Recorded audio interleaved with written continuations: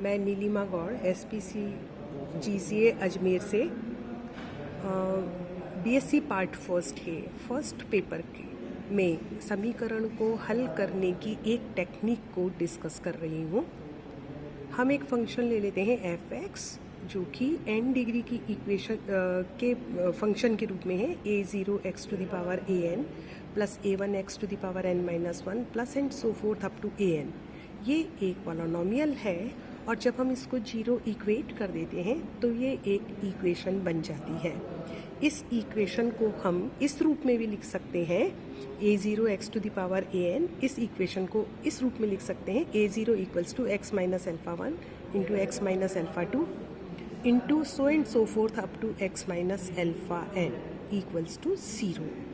इसके alpha 1 alpha 2 alpha n ये n roots हैं और a0 a1 a2 an ये सभी कोफिशिएंट्स हैं।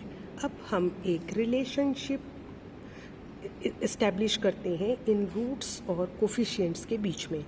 इन सभी रूट्स में पहले अल्फ़ा 1 अल्फ़ा 2 अल्फ़ा n इन सब का सम निकाल लिया और ये हो गया माइनस a1 ओवर a0 के बराबर। इसको हम समीशन ऑफ अल्फ़ा 1 भी लिख सकते हैं। इसी तरीके से इन रूट्स में से दो का प्रोडक्ट ले लिया और उनका साइमल्टेनियस सम निकाल लिया और ये हो गया a2 ओवर a0 के बराबर। ये समीशन अल्फ़ा 1 अल्फ़ा 2। इसी तरीके से तीन का हमने प्रोडक्ट ले लिया और इसी तरह बढ़ते क्रम में लेते हुए गए और फिर n रूट्स का प्रोडक्ट ले लिया और ये हो जाएगा -1 to the power n over an over a0। इसको हम प्रोडक्ट ऑफ अल्फ़ा i भी लिख सकते हैं। अब इस विधि से हम एक प्रश्न को हल करते हैं कि हम कैसे हल कर सकते हैं। हमने ये समीकरण ले लिया x³ minus 7x² plus 3x 36 equals to 0। इसमें हमें ये कंडीशन दी हुई है कि one root is double of the other root. यहाँ पर a0 a1 है, a1 -7 है, a2 0 है, a3 36 है और जो रूट्स हैं वो हमने मान लिए अल्फ़ा बीटा गामा है। पर यहाँ दिया हुआ है कि एक रूट डबल है दूसरे का, तो हमने मान लिया कि गामा बराबर 2 अल्फ़ा है। तो हमारे पास जो रूट्स हो गए वो अल्फ़ा 2 अल्फ़ा बीटा हो गए। अब पहले समीकरण से समीशन ऑफ अल्फ़ा 1 हमारे पास हो गया, वैल्यूज़ को सब्सटीट्यूट किया तो 3 अल्फ़ा प्लस बीटा बराबर 7 के।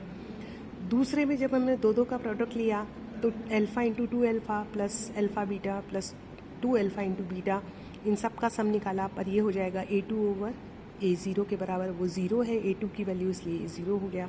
और इसी तरीके से तीसरे में हमने तीनों का प्रोडक्ट लिया तो ये 2 अल्फ़ा स्क्वायर बीटा और ये 36 के -36 के बराबर हो गया। अब हमने जो दूसरी समीकरण है उसको लिया और उसमें देखा कि या तो अल्फ़ा 0 होगा या 2 अल्फ़ा प्लस 3 बीटा 0 होगा।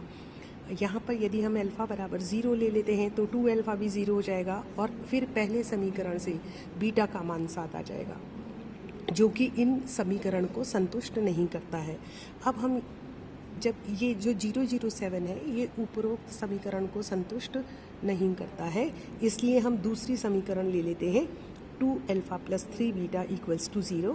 और जो पहला समीकरण हमारे पास आया था 3 alpha plus beta equals to 7, इन दोनों समीकरणों की सहायता से अल्फ़ा का मान 3 आ रहा है और बीटा का मान -2 आ रहा है। तो जब हमारे पास अल्फ़ा का मान 3 आ रहा है तो एक जो रूट है वो double of the first root है तो वो 6 हो जाएगा। इस तरीके से इस समीकरण का हल अल्फ़ा 2 अल्फ़ा बीटा यानी 3 6 -2 हो जाएगा, ना कि 007। तो हम इस तरीके से तीन समीकरण बना करके उन समीकरणों को हल करके अल्फ़ा बीटा गामा का मान निकाल लेते हैं और ये जो तीनों मान हैं ये तीनों रूट्स हो जाएंगे इस दी गई क्यूबिक इक्वेशन के। अब हम एक और प्रॉब्लम को सॉल्व करते हैं। हमें इन 3 इक्वेशंस को सॉल्व करना है जो कि हमें देखने से साइमल्टेनियस इक्वेशंस लग रही है। तो साइमल्टेनियस इक्वेशंस हम अभी पहले रूट्स एंड कोफिशिएंट्स की मेथड से इसको सॉल्व करके देखते हैं। तो हम ये देखते हैं कि इन तीनों समीकरणों में यदि हम a b c की जगह t रख दें तो हमारे पास जो समीकरण है वो x plus T Y plus T square Z equals to T cube हो जाएगा। यदि इसमें मैं t बराबर a रखती हूँ तो पहला समीकरण आ जाता है, t बराबर b रखती हूँ तो दूसरा आ जाता है और t बराबर c रखती हूँ तो तीसरा समीकरण हमारे पास आ जाता है। तो t बराबर ABC रखने पर हमारे को तीनों समीकरण प्राप्त हो जाते हैं और इस समीकरण को हम इस रूप में भी लिख सकते हैं।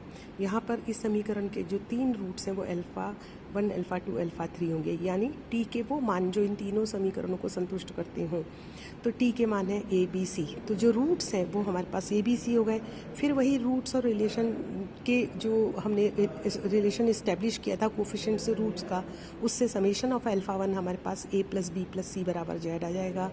दो का प्रोडक्ट लिया तो AB plus BC plus AC बराबर माइनस y आ जाएगा, y आ जाएगा और ABC बराबर x आ जाएगा। यानी x y z का मान बिना किसी कॉम्प्लिकेटेड सिंप्लीफिकेशन से हमारे को मिल जाती है। तो हमारे पास जो सोल्यूशन हो गया वो x बराबर ABC, y बराबर minus of AB plus BC plus AC और z बराबर A plus B plus C हो जाता है।